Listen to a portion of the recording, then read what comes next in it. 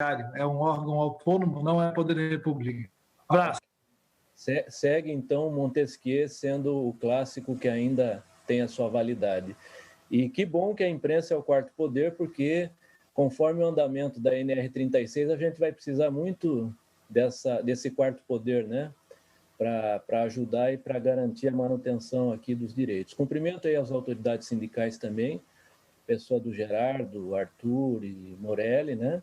E também as autoridades empresariais que estão aqui, né? Estamos com a representação da Fiesc aqui, com a presidência, que nos honra com a sua presença, e além da BPA e Dr. Moacir também, que já nos conhecemos, né? De outros debates, tá aí, Moacir, e o Marcelo Osório também da BPA. Bom, eu vou fazer rapidamente só um resumo, né? De como que a gente chegou aqui, porque a NR36 ela tem uma história longa e muito bem lembrou Morelli, pontuou, é provável que o nome oficial mesmo deveria ser, o nome real, Ciderley Silva de Oliveira, porque ali em 2005, em 97 e 98, eu mesmo fui convidado através da UITA para participar com a CONTAC de alguns seminários sobre Lerdort, e em 2005 já o senador Paim fez o que a nossa brilhante deputada Luciane Carminati faz, que é abrir o seu mandato em defesa aí das causas coletivas. O senador Paim faz isso muito e fez, e Arthur, inclusive, daí foi um grande articulador, não é, Arthur, dessa audiência ali no Senado e desse movimento, porque a ideia era criar uma lei, não era uma norma, era uma lei, essa foi a primeira ideia. E depois de 2 anos e meio, 3 anos, o próprio senador Paim nos colocou sobre a dificuldade no parlamento e como que ali só sai coisas com muita negociação e como a correlação de forças naquele momento contra os trabalhadores estava muito pesada, e aí então, na sequência, o Ciderley saiu com essa, vamos fazer uma norma então.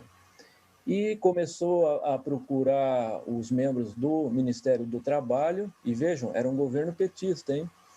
E na época nós tivemos muita resistência, viu, Mauro? Você que vai nos orientar, que tem orientado muito bem tecnicamente, e tivemos tanta resistência a ponto de, quando a CTPP aprovou a discussão da NR36, foi numa segunda discussão, porque numa primeira ela não passou, nós perdemos, né? E foi quando então Ciderley conversou com o próprio presidente Lula e pediu a intervenção dele nesse movimento.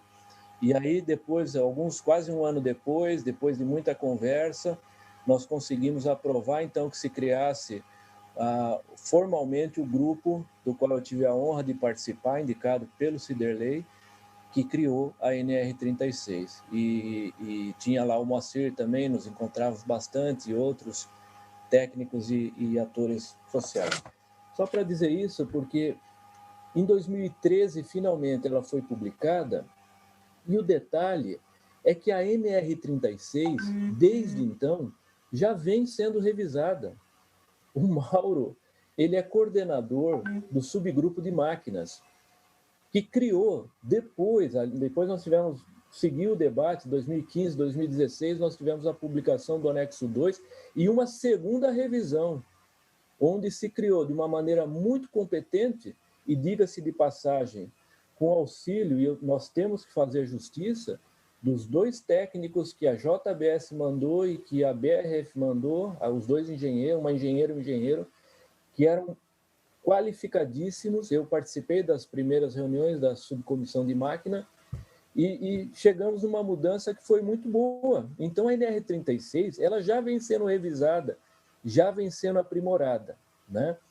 O receio, aí para dizer um pouquinho para o Marcelo, e eu discordo de você, Marcelo, não é porque o Ministério Público cobra que tem que ser cumprida a lei que ele está demonizando o empresário. O Ministério Público está fazendo o papel dele, assim como o deputado está fazendo o papel dele.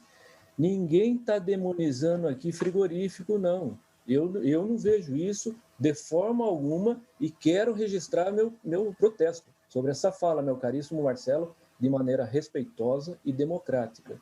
Entendo que falar sobre insegurança jurídica e demonização de frigoríficos é fugir ao debate. Por quê? Porque se há uma coisa que a NR36 trouxe, foi segurança jurídica. E este movimento que está se fazendo, o Marcelo, e vou explicar para você, inclusive para você, Moacir. Aliás, Moacir, meu caro, você é meu amigo, mas não passe em frente a um frigorífico quando estiver ocorrendo uma assembleia e fale no microfone para trabalhadores que ali é o melhor lugar do mundo, é mais protegido. Porque acho que os trabalhadores vão te contar o que é a realidade de um frigorífico ali, meu caro. É muito difícil, é muito difícil. E olha, melhorou muito. Quando o doutor Sandro, acho que falou, ele fala nesse processo do que foi o frigorífico.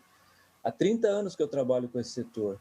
E a gente sabe como o frigorífico era terrível. Era terrível. Com a NR36, ele melhorou muito. E esses dados que você traz, Moacir, só confirmam para nós que a NR36 não pode sofrer ataques. Os dados que você traz do NETEP mostrando como melhorou, é para nós a melhor prova que se pode colocar de que nós temos que manter a NR36. E qual que é o nosso medo? O nosso medo é o seguinte, nós estamos vendo agora o ataque contra o artigo 253. Mexendo no 253, já se quebram os pés da NR36. É isso que está acontecendo, por isso o nosso receio. Então, muito embora esse discurso, e eu acho fantástico, e parabenizo o seu discurso, Moacir, e Marcelo e nosso presidente da Fiesc aqui, mas a nossa preocupação é de um capítulo chamado Da Realidade. Na realidade, se atacarem as pausas da NR36, vai haver um rebaixamento do nível de saúde e segurança nos frigoríficos tremendo. Vão se aumentar muito, mas muito, os níveis de doenças e acidentes de trabalho. E vejam o que foi a NR36. Para quem não conhece o Célio, deve ser, me desculpe, Célio, deve ser um dos sindicalistas mais chatos aqui para pegar no pé de empresa. E vejam o que o Célio falou, que melhorou. E vocês sabem, todos nós sabemos que melhorou muito.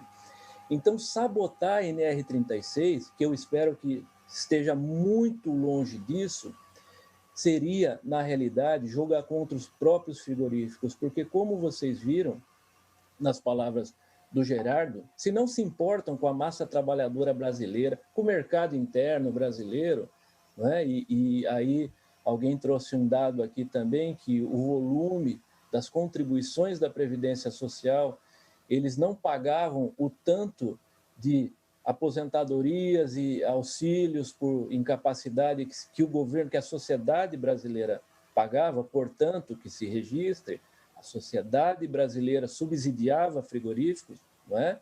Então, a NR36 mudou, deu um outro salto de paradigma nisso. E por isso, a nossa defesa intransigente dos benefícios que a NR36 trouxe. Eu sou médico e sou técnico, né? Não faço essa discussão política aí, mas esse é o nosso posicionamento, porque é a favor da vida, é em defesa da vida e da saúde das pessoas.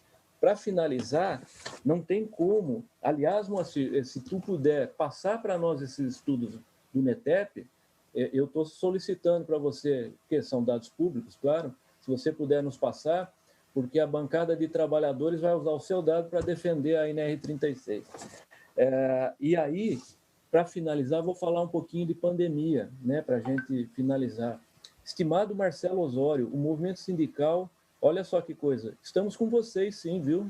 Estamos fechando junto aí na questão da pandemia, e presidente da Fiesc também, que aí já não é, a BPA obviamente é do segmento, e a Fiesc é de toda a economia geral, de todo o empresariado, e para contar, inclusive, que aí a partir do sindicato de Forquilinhas, do Célio Elias, nós produzimos um parecer técnico que, pela articulação do Célio, a FECAM, a Federação Catarinense dos Municípios, discutiu este parecer e esta possibilidade de vacina tem que ser para todos, nós queremos para todos. Agora, tem que ter ordem de prioridade.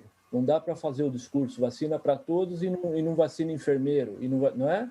Nós sabemos, temos que ter lá os grupos prioritários. Ou professores, agora, uma discussão, como é que é? Professor é prioridade, nós temos que encarar esse debate.